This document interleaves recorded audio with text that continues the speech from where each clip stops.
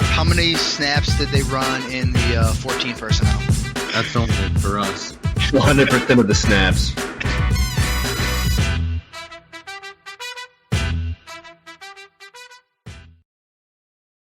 What's going on, everybody? Welcome into Studs or Duds, Week 8. This is 14P Fantasy. I am your host, Justin Wright. If you're not sure what we're doing, it's, we're throwing out 5 guys, 4 studs, 1 dud this week that we think are going to, either pop off or, maybe flop, keep them on your bench. But let's just get right into it. Number 1 on the list, we have Sam Darnold versus Atlanta. And if you watched last week, we're just going back to Atlanta. Last week, we had Tua marked as a stud, depending on your scoring, was a top 3, potentially the number 1 overall scoring quarterback. So we figure, let's go back to it. Sam Darnold has struggled. He got benched last week. And again, Rule and them have already said Sam Darnold's going to be the starter again this week. And while Darnold, it's been pretty ugly the last 3 weeks, what we saw early in the season was he dominated just crappy matchups. And that's exactly what Atlanta is. Their defense is terrible. Tua just shredded them. And on top of it, Atlanta just doesn't force a lot of turnovers, which is what Sam Darnold's Achilles heel has really been. They're bottom, 6, 7 in the league in interceptions this year. So if Sam Darnold cannot turn the ball over, he should be fine. 4 out of 6 games, Atlanta's allowed top 7 quarterbacks.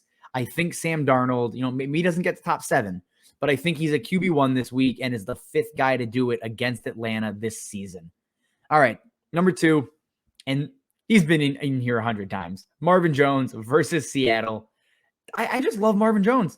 I do, especially without DJ Chark. I think he's just primed to succeed, and especially against Seattle. Again, I'm recording this before the Monday night game here, so these totals are going to change. But, through the first 6 weeks, Seattle's the 26th most difficult matchup, over 40 points a game to the wide receivers. And honestly, it's just bad for Seattle on defense. That's really what this comes down to. They're top 10 in yards allowed per pass attempt. Marvin Jones is 16th in air yards, which means there's going to be big plays here. There's no other way to really say this. So Marvin Jones, top 24 wide receiver easily in my mind, maybe even top 20. And he should be in your lineups. Again, not that I don't know if many people are questioning at this point, but if you're debating for that flex spot, it should be Marvin Jones this week.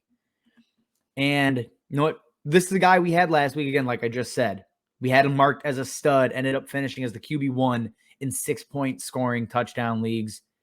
However, back-to-back good games.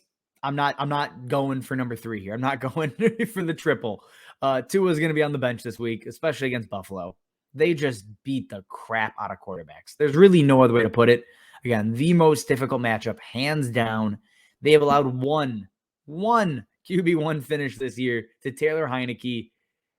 It's tough. And, they're coming off of a brutal loss against Tennessee. They have a bye week to prepare for this game.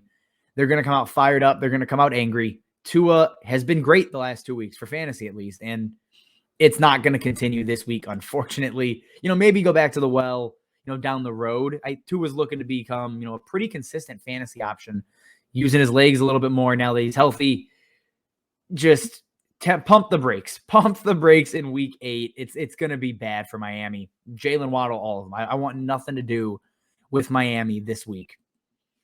Number 4 on the list, we have Devontae Booker versus the Kansas City Chiefs. And on paper, super middle of the road matchup. It's not one that really jumps off the page to you, but we know Kansas City's struggling. They are flailing in the wind, and just, it's bad.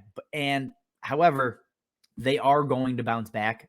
I do think the Giants is where they do that, especially if Mahomes is healthy. With him active and healthy, expect Kansas City to put up a ton of points. That's just what I expect, which means Devontae Booker should see plenty of usage in the pass game. Everything right now is pointing to Saquon Barkley being out. Obviously, if he's active, you're not going to play Devontae Booker. We all know that. But if it's just Devontae Booker out there, the Chiefs are allowing 8 targets a game to the running back right now. If Booker sees anywhere close to that type of volume, that automatically pushes him into RB2 territory. And right now, through the 3 weeks he's played, has he been spectacular? Not really. Again, he has 1 RB1 finish, 2 RB2 finishes, though. Even when he broke or didn't break 11 points, he was still an RB2 on the week. So Devontae Booker has been a startable player every single week that he's been thrust into starting work. So I'm going back to him this week.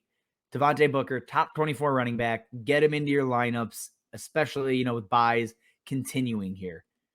And to close us out, we have Hunter Henry versus the Chargers. And honestly, this matchup should not be great. Like, on paper, you hear Los Angeles Chargers, I'm just going to avoid the Patriots. But the tight ends have feasted against the Chargers. And it's not even, it's insane right now. The last 4 weeks, they're allowing over 20 a game. However, on the season, they're allowing 19.3 here. And it's crazy. They've allowed 4 touchdowns to the tight ends this year, 2 100-yard games.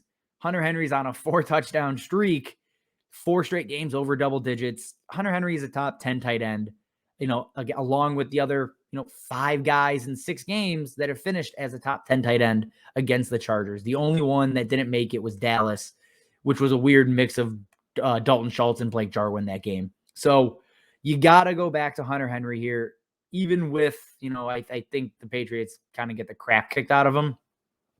Maybe Hunter Henry gets some extra work, some extra volume. Jonnu Smith left banged up last week. The volume's there. The ceiling is there. You're just banking on a touchdown, and you've been able to get that every single time. Pretty much you play a tight end against the Chargers. All right, everybody. That's all we got. As always, subscribe to the YouTube, drop, start, sit questions, whatever else you have. Follow me over on YouTube, on Twitter, at Justin_14P. As always, thanks for watching, and we will see you next time. How many snaps did they run in the 14 personnel? That's only for us. 100% of the snaps.